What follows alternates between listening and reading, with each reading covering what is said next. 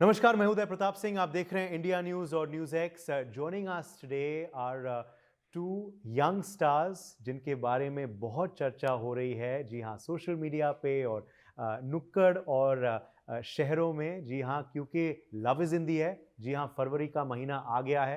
वही फरवरी जब Valentine's day मनाया जाता है, और वैलेंटाइंस डे से ठीक पहले आपके लिए लेकर आ रहे हैं एक रोम कॉम, खुशी कपूर और जुनैद खान। बहुत बहुत स्वागत है आप दोनों का। Thank you. फिल्म का नाम है लव्यापा, और वाकई में इज लव इन दी है। नहीं है, मुझे लगता है ये जो वक्त है फरवरी का, it's think it's always been very very special. Season of love. Season of love. तो उम्मीद है कि लोग हमारी फिल्म देखें, मजे करें, अपना फोन एक्सचेंज ना करें, हाँ। और उनका ब्रेकअप ना हो। हो भी जाए और तो अगर वैलेंटाइंस हो डे भी जाए, तक। हाँ, अगर हो भी जाए तो वो एक हफ्ते में मेकअप कर लें और फिर वैलेंटाइंस डे पे हमारी पिक्चर फिर से देखें।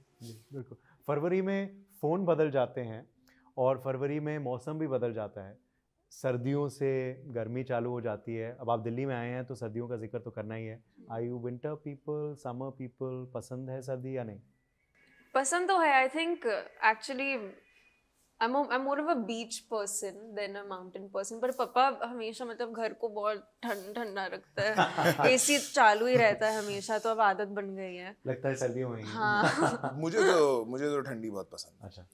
और मुंबई में हम लोग को इतनी ठंडी मिलती नहीं है, बट मुझे बहुत पसंद है। तो जब भी मैं दिल्ली आता हूँ, स्पेशली विंटर्स में, अभी हम लोगों ने शूट तो समर्स में किया दिल्ली में, पर बहुत गर्मी थी बहुत गर्मी थी। actually। पर मैं विंटर्स में आता हूँ दिल्ली, लखनऊ, नॉर्थ में जनरली, तो मुझे बहुत मजा आता है। हाँ, एक्चुअली हीट वेव चल रहा था लास्ट टाइम जब हम आए थे। Oh my God. ओके।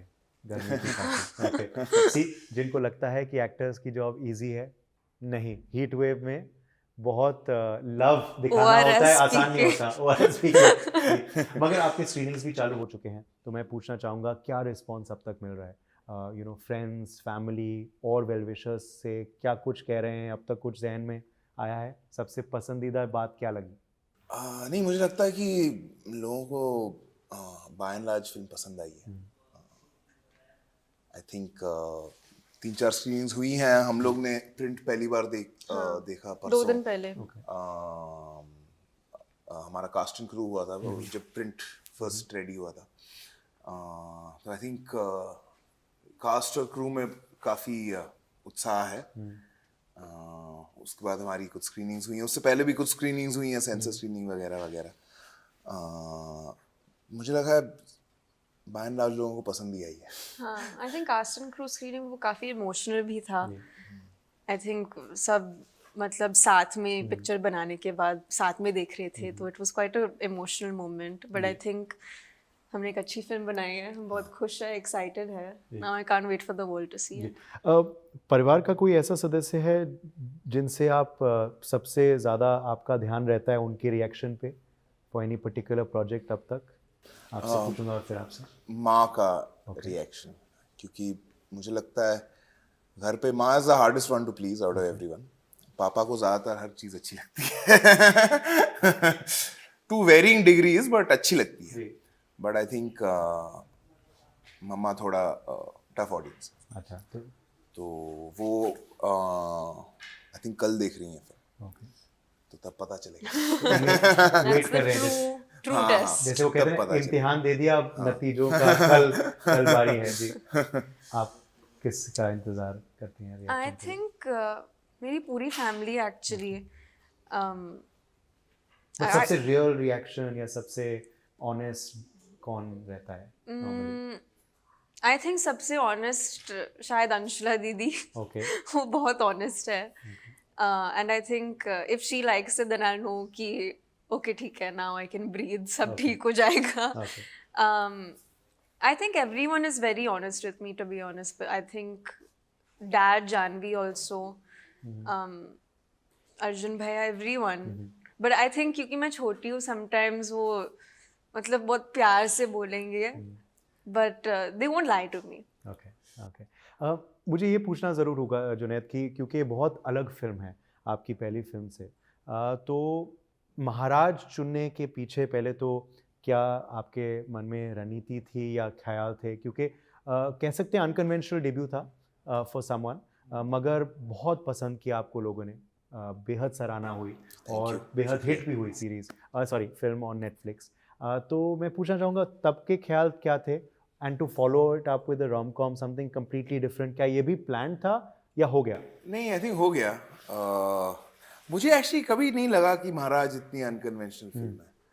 नहीं, अनकन्वेंशनल डेब्यू। हाँ, डेब्यू मतलब मुझे एक्चुअली उस वक्त नहीं लगा था। मुझे लगा कि मतलब काफ़ी ड्रामेटिक फिल्म है। यश राज प्रोड्यूस कर रहा था, जो देश का सबसे बड़ा प्रोड्यूसर है शायद। मुझे कहानी बहुत पसंद आई थी।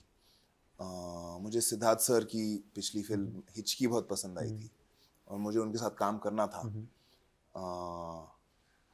मुझे लगा कि फिल्म का टॉपिक सेंसिटिव है, पर सिद्धार्थ सर उसे रिस्पेक्टफुली और सेंसिटिवली बनाएंगे भी। तो मैं काफ़ी एक्साइटेड था। मुझे ऐसे कभी मेरे जहन में नहीं आया कि अनकन्वेंशनल डेब्यू है। ये भी 2020 की बात है। हम लोग फरवरी 2020 में शुरू किया था हम लोगों ने पहली बार रीडिंग्स वगैरह। तो हाँ, और फिर लव्यापा तो अभी हुई, अभी 1 साल हुआ है एक्चुअली। एग्जैक्टली 1 साल हुआ है। मतलब फर्स्ट ड्राफ्ट स्क्रिप्ट उससे थोड़ा सा पहले सुना था हमने, बट प्रेप का काम एग्जैक्टली 1 साल हुआ। प्रेप शुरू हो आई थिंक 1 फेब को। हम लोग की शूटिंग चल रही थी, बट फिल्म का प्रेप शुरू हो गया था। मैं रीडिंग्स कर रहा था, ऑनलाइन रीडिंग्स कर रहा था। मैं बाद में आई ना, आप थोड़ा सा बाद में आए। हम लोग दोनों की शूटिंग चल रही थी दूसरी फिल्म की। पर पर मुझे यहाँ पे भी आई थिंक मैं काफी जॉनर एग्नोस्टिक हूँ। मुझे कहानी बहुत पसंद आई थी। और वो सबसे ज्यादा मैटर करता है आपके लिए। मुझे लगता है वो मुझसे। और क्या ये सही है, जैसे अभी आप कह रहे हैं कि आप बाद में आए और ये प्रेप चालू कर रहे थे, कि क्या ये भी सही है कि डिस्पाइट बीइंग सेम सिटी से and from the same industry और फैमिली बैकग्राउंड, कि आप लोग पहली बार इस फिल्म से पहले मिले? नहीं, पहले नहीं मिले, इस फिल्म पे ही मिले हम लोग। रियली? ऑफिस में मिले थे पहली बार। अच्छा, जरा बताइए उस मुलाकात के बारे में। हम दोनों काफी शाय और इंट्रोवर्ट टाइप हैं। हाँ, ज़्यादा मतलब बात नहीं करते हैं एक्चुअली। तो पहली बार हम ऑफिस में मिले थे अद्वैत के साथ, और अद्वैत फिल्म के बारे में बातें कर रहे थे और हम सुन रहे थे पर कुछ बोल नहीं रहे थे। कभी-कभी एक शब्द, यस सर, हाँ, okay sir, okay, understood, got it, thank you sir. तो आई थिंक अद्वैत थोड़ा हैरान हो गए थे तब थोड़ा। पर हम लोगों ने रिहर्सल शुरू की, 5-6 हफ्ते की हमारी साथ में रिहर्सल्स हुई। और आई थिंक जो फर्स्ट सीन हम लोग रिहर्स कर रहे थे, अद्वैत ने एक सीन चुना, शुरू से उन्होंने नहीं स्टार्ट किया। उन्होंने बोला सबसे बीच में जा, खुशी मुझ पे चिल्ला रही है और मुझे पता नहीं मैं कहाँ देखूं, मैं क्या करूं। तो फोन पे सीन है, तो हम लोग, बड़ा कमरा था साइज का, अलग अलग कोने पे खड़े हैं और फेसिंग अवे फोन पे। और खुशी ने जो चिल्लाना शुरू किया जब अद्वैत ने एक्शन बोला, कि आई थिंक अद्वैत काफी रिलैक्स हो गया उसके बाद। मैं हिल गया पूरा, वहां दूर से वो चिल्ला रही है, मैं उतनी दूर से हिल गया। तो आई थिंक तब, और फिर हमें आई थिंक रिहर्सल्स में दोस्ती हो गई थोड़ा सा। And then the rest is history, as they say. Hopefully अभी पता चलेगा। प्रेडिक्शन कर लेते हैं। वही सवाल अब मैं आपसे पूछूंगा खुशी, की आर्चीज ऑफ कोर्स अनकन्वेंशनल तो नहीं, पर मैं ये ज़रूर कहूँगा कि मल्टी स्टारर फिल्म चुनने की पीछे क्या रणनीति थी, और OTT पे भी डेब्यू, हालांकि it is a sign of the changing times. Your debut was also on OTT। अब हम देख रहे हैं इब्राहिम का भी डेब्यू OTT पे हो रहा है, तो आपका डेब्यू OTT पे मल्टी स्टारर में, इसके पीछे के ख्याल क्या थे? और फिर फॉलोइंग दैट आपको 2 rom-coms, चॉइस और प्रेडिक्टेड या just came your way? I think मतलब it just kind of happened. मैं जोया की बहुत बड़ी फ़ैन हूँ। मेरी फेवरेट फिल्म एक्चुअली पहले लक बाय चांस ही थी, and I loved her work. And of course Archie's comics काफ़ी रेलेवेंट था मेरे चाइल्डहुड में, तो I was always very curious about the project from the start, and I think in general I trusted Zoya so much. तो I think वैसे कोई सोचने की बात नहीं थी. I really wanted to be directed by her, and yeah, I think I was able to completely surrender to her, and yeah, there was no second thought about whether I wanted to do it. अगर मतलब it was a multi-starrer or story anything. I think because it was Zoya, I was like अभी कोई सोचने की बात नहीं है. बिल्कुल. और इन दोनों फिल्म्स को चुनने की क्या रणनीति थी आपकी, लव्यापा and नादानिया? I personally love rom-coms. I think As a genre yourself? As a genre myself. मैं हमेशा जब मैं घर में बैठती हूँ तो मैं rom-coms ही देखती हूँ. जानी तो या जाने ना, Om Shanti Om, like it's genuinely my favorite genre of film. So I think naturally I gravitated towards choosing films that I like to watch.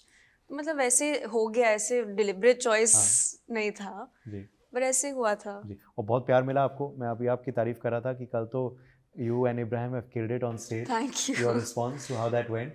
First song, first performance आप दोनों के लिए कैसा रहा? It was really sweet actually. मैं बहुत nervous थी, excited भी थी. I think हम साथ में actually first time कुछ कर रहे थे publicly. तो nerves were there, but I think हम एक दूसरे के साथ थे, and we were able to do it together, so it felt nice. Yes, okay. Now as you said, you become friends on set. The rest is history. वो पता चलेगा साथ में. मगर फिर आप एक चीज़ बताइए अब, क्योंकि अब आप जान गए एक दूसरे को, तो एक चीज़ आप खुशी के बारे में बताएं जो हमें शायद नहीं पता.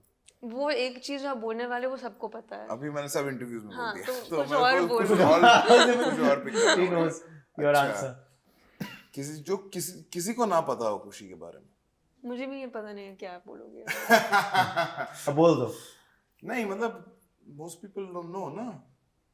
अभी ये बात तो सब जानता है कि मैं जल्दी आती हूँ. हाँ, वो तो मुझे पता है. अभी मैंने वो हर इंटरव्यू. और क्या मुझे पता नहीं अभी. नहीं, आपके पास कुत्ते काफी हैं, वो भी सबको पता है. वो भी सबको पता है. आपकी फैमिली को हर कुत्ते का जापानीज नाम देना होता है. बस एक ही नाम है जापानीज. एक्चुअली नहीं, दो नाम है जापानीज. हाँ, ये इंटरेस्टिंग है. ये नाम है जापानीज. एक नाम क्योंकि एक का जापानीज नाम पे मतलब वो उसका भाई है. उसका भाई है. तो हाँ. अच्छा, ये क्या है, जरा बताइए इसके बारे में. घर पे उन सब कुत्तों का नाम जापानीज है. हाँ, मेरे पास घर में 4 कुत्ते हैं. तो एक है मोची, जूते वाला नहीं, वो जापानीज आइसक्रीम वाला मोची. हाँ, और फिर एक है साइतामा. जानवी ने कोई जापानीज टीवी शो शायद देखी होगी पहले, तो उसका नाम साइतामा रख लिया. और फिर उसके बाद एक दूसरा कुत्ता है घर पे, तो उसका भाई हो गया, तो हमने भाईतामा रख लिया नाम. अच्छा. तो मोची, साइतामा, भाईतामा और फिर पैंडा. ओके, पैंडा. ओके. ये पैंडामा नहीं हुआ? नहीं, ये बस पैंडा ओरिजिनल वाला है. तो पर एक्चुअली इट्स क्वाइट फनी. मैं कोविड के वक्त पैंडा को खुद बाहर लेके जाती थी वॉक्स के लिए, और एक बार एक पैप वाला आया था बिल्डिंग के बाहर, और बस बातचीत कर रहे थे, तो उससे पूछा उसका नाम क्या है, तो मैंने बोला पैंडा, पर मैं शायद मास्क पहनी हुई थी, तो उन्होंने सुना कांदा. अच्छा. तो उन्होंने अच्छा कांदा. तो अब सब वीडियोस के बाद पैंडा के पिक्चर के साथ कांदा नीचे लिखा. उसका नाम कांदा हो गया. ओके, चलिए इस इंटरव्यू के बाद प्लीज करेक्ट करिए वो videos. Panda is now the dog. Exactly. मगर पैप वीडियो से याद आया जुनैद, आपके भी बहुत वीडियोस अब बन रहे हैं, और क्या लगता है जब आप देखते हैं कि जैसे आप कहीं कह रहे थे कि आपके लिए बहुत नॉर्मल है ऑटो लेना, निकल जाना घर से, या अपना खुद का बैग भी उठाना और चल देना, बट अब सब निगरानी हो रही है सबकी, कहा जा रहा है so humble, so nice of you वो, बट ये चीज़ें एज यू आर सेइंग कि ये जस्ट इनबिल्ट है. मुझे नहीं लगता कि हम्बल है. हाँ, मतलब अभी बम्बई की सड़कों में the most efficient way of travelling is what I take. अभी इस वक्त पे मेरे लिए एफिशिएंट है. आगे शायद अगर ना हो तो शायद चेंज करना पड़े. इस वक्त मुझे चेंज करने की ज़रूरत नहीं है. हाँ, तो आई डोंट नो कि मैं कैसे रिस्पॉन्ड करूँ इसको. It is normal for you. Beyond that. हाँ. क्या स्क्रूटनी टफ हो जाती है आफ्टर व्हाइल खुशी? हमने देखा अभी recently of course Kareena Kapoor ने डाला था पोस्ट कि एक लिमिट होनी चाहिए हर चीज़ की, इतनी फोटोग्राफी, इतना पैपराज़ी, इतना कैमराज एवरीवेयर, क्या कभी कभार ज़्यादा हो जाता है कांस्टेंट स्क्रूटनी? ईशान ने भी कहीं आई थिंक कहा था कि थोड़ा सा if he is with some friend और समथिंग, थोड़ा बाउंड्रीज होने चाहिए. हाँ, I think in general boundaries बहुत इंपॉर्टेंट है, और आई थिंक एक हेल्थी कम्युनिकेशन भी बहुत इंपॉर्टेंट है. आई थिंक मतलब जब हमारी फिल्म्स आ रहे हैं तो वो पैप्स हमेशा हमारी हेल्प करते हैं प्रमोट करने के लिए, and I think there should be a healthy communication between actors and media and things like that, and at the end of it वो भी उनका काम ही है फोटोज लेने के लिए. So I think as long as you explain yourself and establish set boundaries, then I don't think there should be any problem, but there should be a mutual understanding. Yeah, true, well put. आखिरी सवाल आप दोनों से, क्योंकि अब film जो है ये शुरुआती फिल्म है आप दोनों की, तो ये सवाल तो आएंगे कि पहली बार कब आपने डिसाइड कर लिया कि आपको एक्टर बनना है? यू रिमेंबर कि आपकी उम्र क्या थी? नहीं, मैं कॉलेज में था, मैं जस्ट कॉलेज मैंने मुंबई में 11th 12th हम लोग जूनियर कॉलेज करते हैं कॉलेज में, तो मैं 16 साल का था HR कॉलेज में, और मैं बहुत शाय और इंट्रोवर्ट था, थोड़ा अब से भी थोड़ा ज़्यादा और मैं दूसरे स्टूडेंट्स को देखता था जो सबके सामने बात कर सकते थे, परफॉर्म कर सकते थे, और मुझे लगा मुझे ये करना है, तो तब मैं थिएटर की तरफ आकर्षित हुआ, रंगमंच की तरफ. हाँ, आई थिंक मैं कॉमर्स पढ़ रहा था इकोनॉमिक्स पढ़ने के लिए, क्योंकि मुझे इकोनॉमिक्स बहुत पसंद आ रहा था स्कूल में, बट आई थिंक मुझे लगा जब मैंने कॉलेज में मुझे लगा कि जो मुझे पसंद है इकोनॉमिक्स के बारे में वो ह्यूमन स्टडी है, not the math and the statistics so much. तो और एक्टिंग से बेहतर ह्यूमन स्टडी तो मुझे नहीं लगता है. हमें दूसरों की ज़िंदगी जीने का मौका मिलता है. सही बात. आमिर ने कोई एडवाइस आपको दी? What was the first thing he told you when you went and told him कि हाँ यही मुझे करना है? मैंने उन्हें कहा था कि मुझे अमेरिका जाना है थिएटर स्कूल. अच्छा. तो उन्होंने बोला हाँ जाओ बिल्कुल. ही सेड कि काश उन्हें मौका मिलता थिएटर स्कूल जाने का, तो he said very good, you should go. पर उन्होंने ये भी कहा कि देखो एक्टिंग तुम काफ़ी जगह सीख सकते हो, स्कूल में सीख सकते हो, काम करके सीख सकते हो, वो प्रैक्टिस से आ जाती है, पर अगर तुम्हें इंडिया में काम करना है, हिंदुस्तान में काम करना है, तो तुम्हें यहाँ के लोग समझने पड़ेंगे, यहाँ की भाषा जाननी पड़ेगी, यहाँ के जो कल्चरल न्यूआंसेस हैं वो समझने पड़ेंगे, and as much across as possible, क्योंकि हम लोग काफ़ी डाइवर्स हैं. बिल्कुल. तो और वो कोई स्कूल या कॉलेज वो तुम्हें नहीं सिखा पाएगा, तो इस बात का ध्यान रखना. वो अनुभव ही सिखाएगा. आपको याद है कि कब वो उम्र थी जब आपने डिसाइड किया और किसको आपने सबसे पहले बताया? आई थिंक ऐसे कोई मोमेंट नहीं था लाइफ में. बचपन से आई थिंक जानवी और मैं हमेशा मम्मा पापा के साथ उनके सेट्स पे जाते थे, वहीं खेलते थे, खाते थे. Dinner conversations were about films only. तो आई थिंक उनको भी पता था कि एक दिन यही होने वाला है. तो वैसे कोई मोमेंट नहीं था कि मैं उनको मतलब उनके पास गई और I said I want to be in films. I think they always new, and yeah, I think it was just a matter of time for them. Okay, and the time has come now. चलिए अब time has also come Loveyapa देखने के लिए. तो लवयापा जाके देखिए. कौन से तारीख को? 7 फरवरी से आपके नज़दीकी सिनेमाघर में. लव का महीना है, तो लवयापा का लुत्फ उठाइए. बहुत बहुत शुक्रिया आप दोनों का हमारे संग जुड़ने के लिए. Thank you. शुक्रिया.